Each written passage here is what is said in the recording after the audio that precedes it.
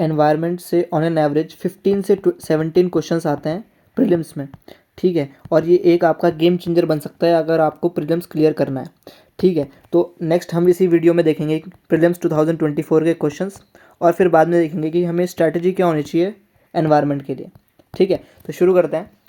तो क्वेश्चंस ये है कि एक क्वेश्चन आया पीएफएस पे, तो ये डायनेमिक क्वेश्चन है, ये करंट अफेयर्स में था इसलिए क्वेश्चन आया था। नेक्स्ट क्वेश्चन आया है पैरासिटॉइड स्पीशीज़ पे, तो ये एकदम रैंडम क्वेश्चन है, ठीक है, बाउंसर क्वेश्चन है, आप इसे स्किप भी कर सकते हैं। नेक्स्ट क्वेश्चन आया है कि इनमें से कौन कौन सी पी फैमिली है, ये स्टैटिक का क्वेश्चन है, ये जनरली लोगों को पता होता है। नेक्स्ट आया इंडियन फ्लाइंग फॉक्स पे, ठीक है, तो ये भी एक रैंडम क्वेश्चन ही है, इतनी नॉलेज होती नहीं है किसी को, ठीक है। उसके बाद क्वेश्चन आया है कि इनमें से ये क्या कौन सा ऑर्गेनिज्म है, सिगाडा, फ्रॉर होकर, पॉन्ड स्केटर, क्या है ये, ठीक है। उसके बाद च्युइंग गम्स पे क्वेश्चन, पॉल्यूशन से क्वेश्चन है, ठीक है ये। तो ये भी एकदम कॉमन सेंस वाला ही क्वेश्चन है, ठीक है। अगर आपने PYQ एनालिसिस किया होगा तो आसानी से सॉल्व हो जाएगा ये क्वेश्चन। उसके बाद एक डिफिकल्ट क्वेश्चन की कंट्री है और कौन कौन सा एनिमल फाउंड होता है इसमें, ठीक है, और कौन कौन से करेक्टली मैच्ड है। उसके बाद WTO से क्वेश्चन, ये WTO ट्रेड वाला नहीं है, टॉयलेट ऑर्गेनाइजेशन है, ये भी रैंडम क्वेश्चन, कहीं नहीं मिलेगा आपको करंट अफेयर्स में भी। उसके बाद लायंस पे क्वेश्चन और लेपर्ड्स पे क्वेश्चन और चीतास पे क्वेश्चन, ये इसलिए था क्योंकि चीता का रिलोकेशन हुआ था इंडिया में, उससे क्वेश्चन आया ये, ठीक है। उसके बाद क्वेश्चन है 100 मिलियन फार्मर्स, ये भी आपको करंट अफेयर्स में रेयरली देखने को मिलेगा, आपको ये लॉजिक से ही करना होगा क्वेश्चन। उसके बाद क्वेश्चन है डिस्ट्रीब्यूटेड एनर्जी रिसोर्सेज पे, क्योंकि रिन्यूएबल एनर्जी पे ज़्यादा फोकस है इंडिया का, इसलिए करंट अफेयर्स से क्वेश्चन आया ये। उसके बाद हाँ, कि इनमें से कौन सा इंसेक्ट है जो रिलेशनशिप करता है ट्री के साथ, ठीक है, कौन से ट्री के साथ, तो ये एक स्टैटिक क्वेश्चन है, जनरली पता होता है लोगों को। उसके बाद कौन कौन सी पॉइजनस स्पीशीज़ है, ये भी अगर आपने PYQ एनालिसिस किया है तो आपको पता होगा कि सारे ही होंगे आंसर। उसके बाद लास्ट क्वेश्चन था कि इनमें से कौन सा नेटिव इंडिया का है, तो रेड सैंडर्स है, पपाया है, कैश्यू है, ठीक है, ये भी स्टैटिक का ही क्वेश्चन है। तो आपने देखा होगा कि जो इन्वायरमेंट से क्वेश्चन आ रहे हैं वो स्टैटिक तो आ रहे हैं, लेकिन करंट अफेयर से काफ़ी ज़्यादा आ रहे हैं, और रैंडम तो उससे भी ज़्यादा आते हैं, ठीक है। तो इसकी स्ट्रैटेजी क्या हो सकती है, हाउ टू अप्रोच एनवायरनमेंट। तो देखिए एनवायरनमेंट को पढ़ने के 3 अलग अलग सोर्सेज हो सकते हैं, कोई पढ़ता है PMFIS से, कोई पढ़ता है शंकर IAS की बुक से, ठीक है, और थर्ड सोर्स है शिवन सर का एनवायरनमेंट कोर्स।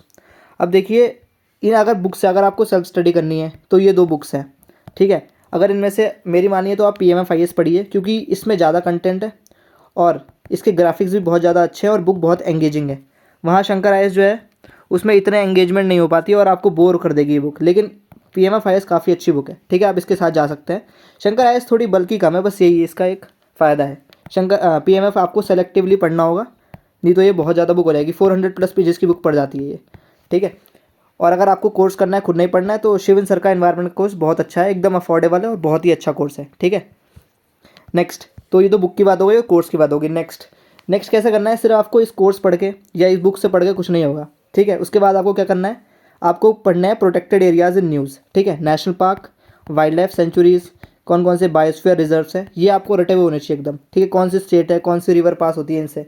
तो या तो आप ये खुद पढ़ लो, नहीं तो सुदर्शन गुज्जर सर की एक प्लेलिस्ट है यूट्यूब पे, ठीक है, मैं डिस्क्रिप्शन में डाल दूंगा उसका लिंक, आप वहाँ से देख सकते हैं। उन्होंने बढ़िया से एकदम स्टेट वाइज एकदम न्यूमोनिक्स के साथ बता रखा है कैसे रटना है उसे, ठीक है। अगर आपको ये पसंद नहीं आ रहा है तो अंडरस्टैंड UPSC के चैनल पर जाइए, उनकी एक मैपिंग की सीरीज़ है, ठीक है, वो भी मैं डिस्क्रिप्शन में डाल दूंगा, आप देख लेना वहाँ से। उनकी मैपिंग की सीरीज़ में उन्होंने रिवर्स भी बता रखी हैं, कौन कौन सी फ्लो करती है, कौन से नेशनल पार्क से, कौन से वाइल्ड लाइफ सेंचुरी से, ठीक है। आप ये 2 करेंगे फिर भी आपका चांसेस है कि क्वेश्चन ना हिले, तो उसके बाद आपको करने हैं PYQ एनालिसिस, ठीक है, क्योंकि एनवायरनमेंट में बहुत सारी थीम्स रिपीट होती है, पॉल्यूटेंट्स वाली, पॉल्यूशन वाली, ठीक है, कौन कौन सी स्पीशीज़ वाली थीम्स रिपीट होती रहती है। जैसे एसिड रेन का क्वेश्चन 2 बार रिपीट हुआ है, तो आपको क्या करना है, PYQ देखना है, ठीक है, उसके ऑप्शंस देखना है, उस ऑप्शंस को करनी है रिवर्स इंजीनियरिंग, ठीक है, जो जो ऑप्शन दे रखा है उसके बारे में भी आपको डिटेल से पढ़ना है, तब जाके आपको अच्छे से PYQ एनालिसिस करना आएगा। उसके बाद लास्ट में आते हैं करंट अफेयर्स पे। तो 2 चीज़ हो सकती हैं करंट अफेयर्स में, एक आप पढ़ सकते हैं PT एनवायरनमेंट की, जो कि फेब के मंथ में रिलीज़ होगी, और उसके बाद 2 अपडेशंस आएंगी उसकी। या तो आप मंथली मैगजीन पढ़ रहे हैं तो वो भी अच्छा है, तो मंथली मैगजीन में जो प्लेसेस इन न्यूज़ वाला सेक्शन होता है, उस प्लेसेस न्यूज़ से आप प्लेसेस भी पढ़ लीजिए, और एनवायरनमेंट सेक्शन से जो न्यूज़ होगी वो पढ़ लीजिए। जहाँ तक है मोस्टली लोग जो है वो PT पे रिलाय करते हैं, क्योंकि उसमें कंसोलिडेटेड आता है, ठीक है। तो ऐसा अगर आप करेंगे तो बहुत ज़्यादा चांसेस है कि आपके एनवायरनमेंट में अगर 15 क्वेश्चन आ रहे हैं तो 10 से ज़्यादा सही हो जाएंगे, ठीक है। एनवायरनमेंट में स्टैटिक पे कम फोकस है, करंट अफेयर्स पे ज़्यादा फोकस है। और आप ये वाली प्लेलिस्ट देखिए गुज्जर सर की, ठीक है, और करंट अफेयर्स पढ़िए और PYQ एनालिसिस करिए, और आपके अच्छे नंबर आ जाएंगे एनवायरनमेंट में, ठीक है। मिलते हैं नेक्स्ट वीडियो में, टाटा बाय बाय।